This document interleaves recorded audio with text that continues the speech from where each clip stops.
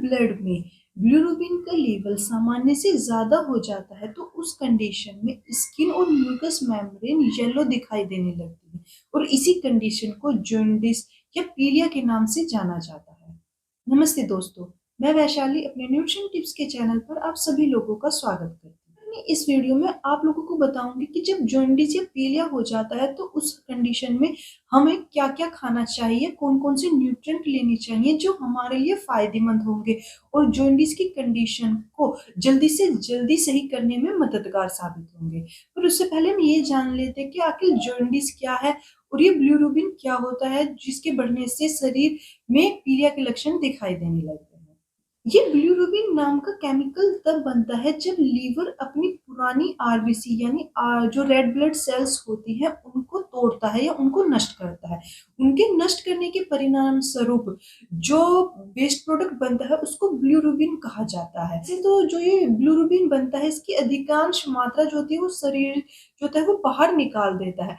पर कभी-कभी इन्फेक्शन की वजह से या ज़्यादा मात्रा में अल्कोहल का कंज़म्पशन करने की वजह से ये बिलिरुबिन की मात्रा शरीर से बाहर नहीं निकल पाती और ये ब्लड में ही बिलिरुबिन की सामान्य मात्रा की बात करें तो इसकी जो सामान्य मात्रा ब्लड में होती है वो 0.2 से 0.8 मिलीग्राम 100 ml ब्लड में होती है।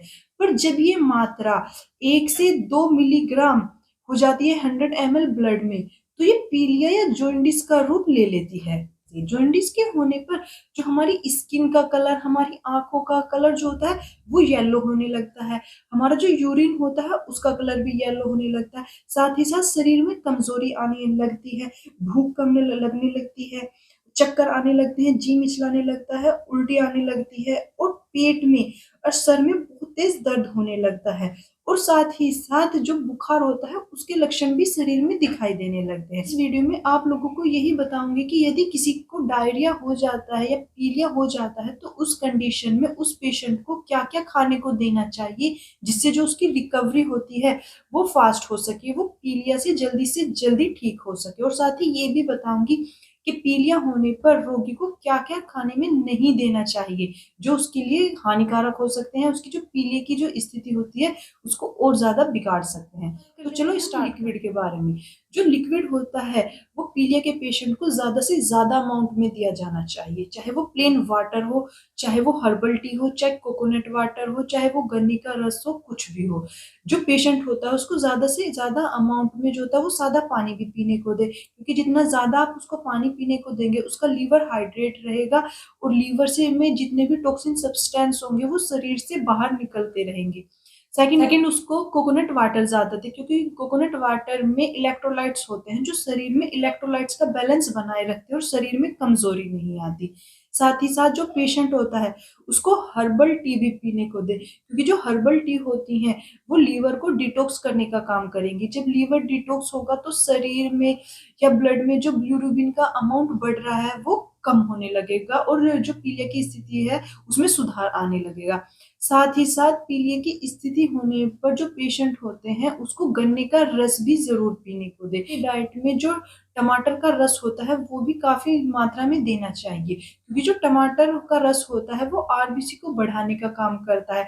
साथ जो टमाटर होता है उसके अंदर लाइकोपेन भी पाया जाता है जो लीवर के रोगों का जो खतरा होता है उसको कम करने का काम करता है। ये रिसर्च में ये भी देखा गया है कि जो पीलिया का पेशेंट होता है उसको खाली पेट टमाटर का रस दिया जाता है हल्का सा नमक डालकर, तो इससे पीलिया के जो लक्षण होते हैं वो जल्दी ठीक होने लगते हैं। पीलिया की स्थिति को जल्दी से सुधारने के लिए आप पेशेंट की डाइट में टमाटर के रस का सेवन जरूर करें। पेशेंट होता है उसकी डाइट में बटर मिल्क और कर्ड यानी दही और छाछ जो होती है वो भी जरूर शामिल करनी चाहिए, क्योंकि छाछ और दही में कुछ ऐसे प्रोबायोटिक्स पाए जाते हैं जो पीलिया की स्थिति को सुधारने का काम करते हैं। पीलिया का पेशेंट होता है उसकी डाइट में नट्स या जो मेवा होती है उनका इस्तेमाल भी ज्यादा करना चाहिए, क्योंकि जो नट्स होती हैं वो विटामिन ई, एंटीऑक्सीडेंट और फिलोनिक एसिड से रिच होती है। साथ ही साथ जो मेवा होती है उनमें फाइबर और जो हेल्दी फैटी एसिड्स होते हैं, स्पेशली जो ओमेगा 3 फैटी एसिड्स होते हैं, वो पाए जाते हैं, चाहे वो विटामिन ए हो, एंटीऑक्सीडेंट हो, ओमेगा 3 फैटी एसिड हो या फिनोलिक एसिड्स हो। ये सभी जो होते हैं वो हेल्दी लीवर के लिए काफ़ी ज़रूरी होते हैं, या इन सब का इस्तेमाल डाइट में करने से जो लीवर होता है वो अपना काम सही तरीके से करता है। यही कारण है कि जो जॉन्डिस का पेशेंट होता है, उसकी डाइट में जो मेवा होती है उनका इस्तेमाल भी करना। पीलिया की स्थिति में देखा गया है कि मरीज के शरीर में विटामिन की कमी काफी अधिक मात्रा में हो जाती है।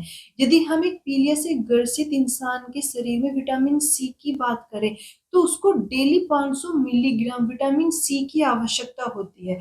और विटामिन सी की जो पूर्ति होती है उसको करने के लिए पेशेंट की डाइट में जितने भी सिट्रस फ्रूट्स होते हैं, स्पेशली जो ऑरेंज होता है, मौसमी होती है, और साथ ही साथ जो अमरूद होता है, उसमें भी काफी हाई अमाउंट में विटामिन सी पाया जाने पर शरीर में मिनरल्स की भी कमी होने लगती है। जो स्पेशली सोडियम और पोटेशियम होता है, उसकी जो होता है वो भारी कमी पीलिया की स्थिति में देखने को मिलती है। यदि आप इस विटामिन्स और मिनरल्स की कमी को एक पीलिया पेशेंट के शरीर में पूरा करना चाहते हैं, तो उसका एक आसान तरीका होता है कि जो पेशेंट होता है उसकी डाइट में फ्रेश फ्रूट्स और वेजिटेबल का इस्तेमाल ज़्यादा से ज़्यादा। ताजे फल और सब्जियां होते हैं उनमें विटामिन्स और मिनरल्स काफ़ी अधिक मात्रा में पाए जाते हैं। जितनी भी ताजी फल और सब्जियां होती है उसमें फाइबर और जो एंटीऑक्सीडेंट होते हैं वो काफ़ी अधिक मात्रा में पाए जाते हैं, जो डाइजेस्टिव सिस्टम को तो इम्प्रूव करते ही हैं, साथ ही जो लीवर डैमेज हुआ है उसकी रिकवरी को भी फास्ट करते हैं, और लीवर का जो फंक्शन होता है उसको सही से काम करने में मदद करते हैं। जो पीलिया का पेशेंट होता है उसकी डाइट में ब्रूसली, broccoli, cauliflower, tomato, avocado, beets, olives, watermelons, papaya, grapes, blueberry, spinach, ginger, garlic, pumpkin, watermelon, और स्पेशली जितने भी सिट्रस फ्रूट्स होते हैं जिनमें विटामिन सी काफी अधिक मात्रा में पाया जाता है, वो पेशेंट की डाइट में जरूर शामिल कर लेते हैं। होल ग्रेन्स यानी जो साबुत अनाज होते हैं वो भी पीलिया के जो पेशेंट होता है उसकी डाइट में जरूर देने चाहिए, क्योंकि जो साबुत अनाज होते हैं उनमें काफी अधिक मात्रा में फाइबर, एंटीऑक्सीडेंट्स, मिनरल्स जो होते हैं वो पाए जाते हैं, और ये जो सभी न्यूट्रिएंट्स होते हैं वो लीवर को हेल्दी रखने में काफी मददगार साबित होते हैं। ओट्स की बात करें तो ओट्स के अंदर बीटा ग्लूकेन नाम का एक एलिमेंट पाया जाता है, और ये जो एलिमेंट होता है वो लीवर की हेल्थ के लिए काफी अच्छा होता है। कई रिसर्च में ये देखा गया है कि यदि ओट्स का सेवन रेगुलर किया जाता है, 12 से 13 सप्ताह रेगुलर किया जाता है, तो वो लीवर की हेल्थ के लिए काफी बेनिफिशियल होता है, और जो जॉन्डिस के सिम्टम्स होते हैं उसको रिड्यूस करने में या उसको कम करने में भी काफी मददगार साबित होता है। ये तो हमने बात कर ली कि जब पीलिया होता है तो उस कंडीशन में पेशेंट को क्या क्या चीज देनी चाहिए जिससे उसकी रिकवरी फास्ट हो सके। अब हम बात करते हैं कि पीलिया होने पर पेशेंट को क्या क्या नहीं देना चाहिए। यदि ये चीज उसको देंगे तो उसकी कंडीशन और ज्यादा क्रिटिकल हो सकती है। तो सबसे पहले बात करते हैं, जो रेड मीट होता है वो पेशेंट के डाइट में नहीं देना चाहिए। जितने भी फ्राइड फ्रूट्स होते हैं, डीप फ्राइड फ्रूट्स होते हैं, वो पेशेंट की डाइट में नहीं देना चाहिए। पेशेंट को अल्कोहल और स्मोकिंग का कंजप्शन कम करना चाहिए। साथ ही साथ जो फुल फैट मिल्क होता है वो भी पेशेंट की डाइट में ज़्यादा नहीं देना चाहिए। शुगर होती है उसको अवॉइड करना चाहिए, रिफाइंड शुगर को भी अवॉइड करना चाहिए। जितनी भी स्वीट्स होती हैं और डेजर्ट फूड्स आइटम होते हैं उनको भी पेशेंट की डाइट से अवॉइड करना चाहिए। ये सभी फूड आइटम्स जो होते हैं वो जॉन्डिस की कंडीशन को और ज़्यादा बिगाड़ने का काम करते हैं। यदि आप लोगों को आज की मेरी दी गई जानकारी पसंद आई हो तो प्लीज़ एक लाइक ज़रूर करें। कोई कमी हो या आप किसी और चीज़ पर वीडियो देखना चाहते हो तो उसे कमेंट सेक्शन में लिखकर ज़रूर बताएं, और इस तरह की और जानकारी पाने के लिए मेरे चैनल को सब्सक्राइब करें, और इस वीडियो को देखने के लिए थैंक यू।